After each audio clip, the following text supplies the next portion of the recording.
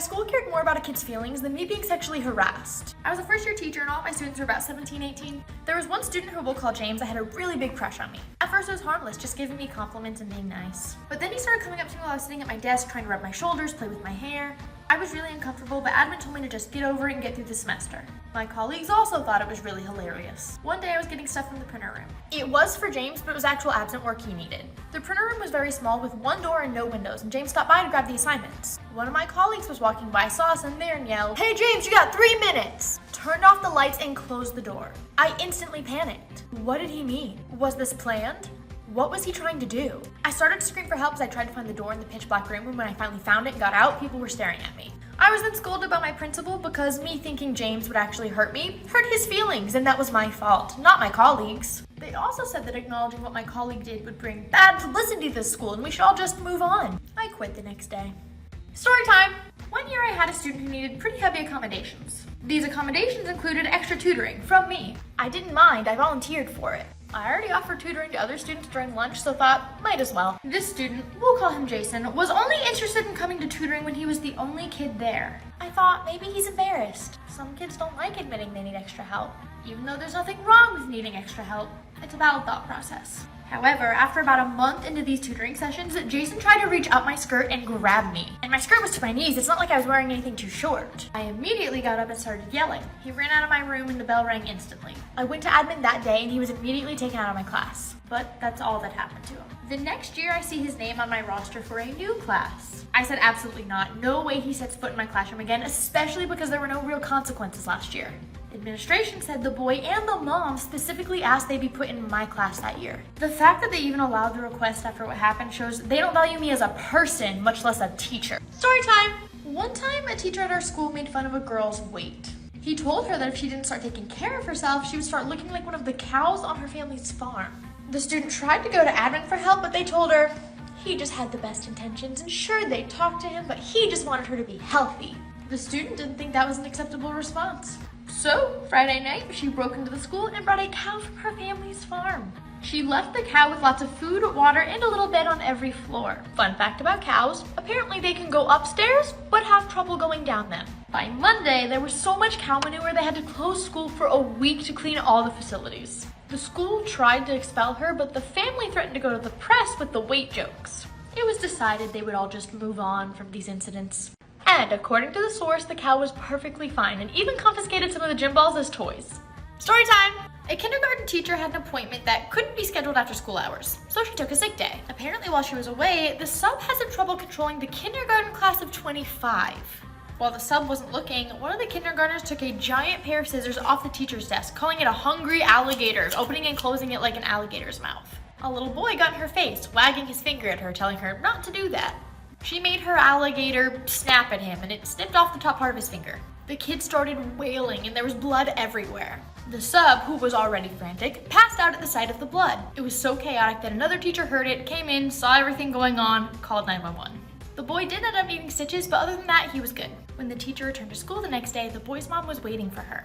The mom told the teacher if she hadn't been so selfish and taken a sick day, this wouldn't have happened. Mom said teachers aren't like other workers and can't take sick days because the kids need them, and her kid got hurt because she was selfish. Story time! One day in class, one of my students answered a question wrong and I corrected him. He became visibly upset and started arguing with me about the right answer. As his voice started raising higher and higher, I suggested, let's look online for the right answer. We did. I was right. When we found this answer, the student grabbed a pair of scissors on a nearby desk and lunged at me. I was really lucky the other kids in the room liked me because the football player stood up and grabbed him. I called our admin and the kid was escorted out of my room.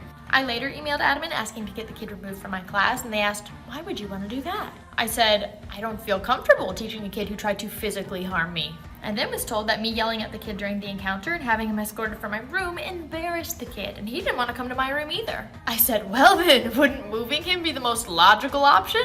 They said no. You apologizing to him in front of the whole class seems like the best, most professional way to move forward for everybody. Told admin if they were serious, I'd quit. They thought I was bluffing. Now they can't find a replacement. Story time! One time we were at school and there was a huge bang! We all froze instantly.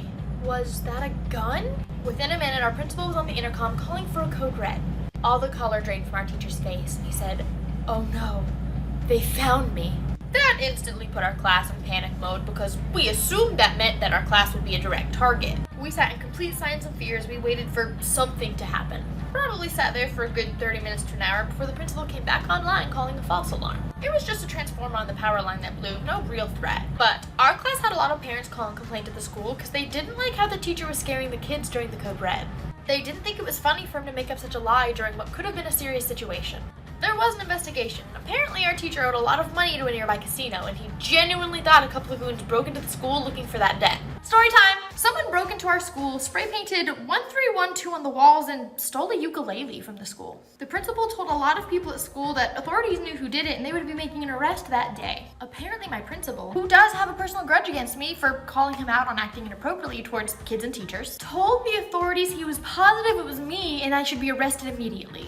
A few days later, police showed up at my house, turned my home upside down, scared my children, and confiscated my phone for hours. Obviously, they found nothing because I didn't do anything. I wanted to find a way to move on a positive direction and was pretty much told to give up, that it was my job to educate kids, not have a positive relationship with my supervisor, or even have a positive work environment. I told my colleagues at the least I'd like to speak out against this mistreatment of teachers, and they said, "We aren't martyrs. All we care about is putting food on the table for our families, and you should do the same." It became clear that the only certainty in education would be the abuse we received, so I left. Story time! One year I had a student who got away with everything. Let's call him Kyle. Kyle got away with everything because his dad was on the school board. Admin really wanted to make his dad happy. One day I heard Kyle and his friends talking about my chest, discussing if they were real or not. Just to be clear, I wear layers every day and never show too much skin. This was my second year teaching and I didn't know what to do, so I pretended like I didn't hear and reported it to the principal. The principal said I must have misheard them and I shouldn't be listening to student conversations anyways. The next day, Kyle walked in my room and trips right in front of me, full on grabbing my chest for balance. He then yells over to his friends, "Oh yeah, they're real all right." I lost it.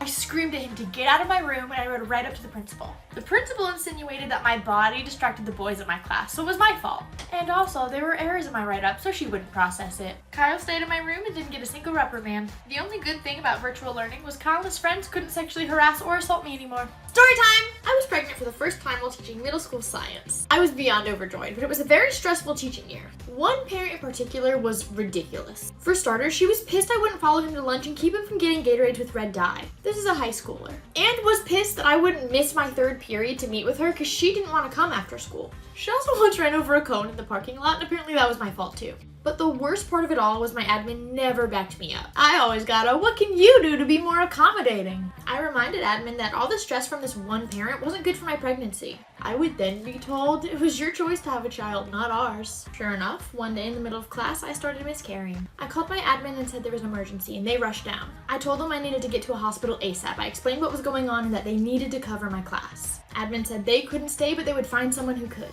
So my administrator left, and no one ever came back. Apparently she forgot. So I miscarried fully while teaching 7th grade science. And I never set foot in that building again. Story time! One day I had a student try to slap me. I obviously blocked them, but I also reprimanded him. I told him that kind of behavior was unacceptable and I'd be talking to both his parents and admin. I did have the intention of contacting both parties after school, but I got busy with my sick daughter in the hospital. She wasn't doing well and she really needed me, so I took a sick day so I could be there by her side. While I was at the hospital, my admin called me screaming, saying I scared the student when I reprimanded him. I told admin I'd never raised my voice, but I did tell the kid who tried to slap me that wasn't okay. But of course, admin wasn't happy I upset the kid, so both they and the parents demanded I come to the school and apologize. I told them my situation and where I was, but they didn't care. Apparently, that should have been my utmost priority. The mom was so pissed I wouldn't leave my daughter to go talk to her son, she had him transferred to another school. And because my principal was actually mad at me for it, I transferred too.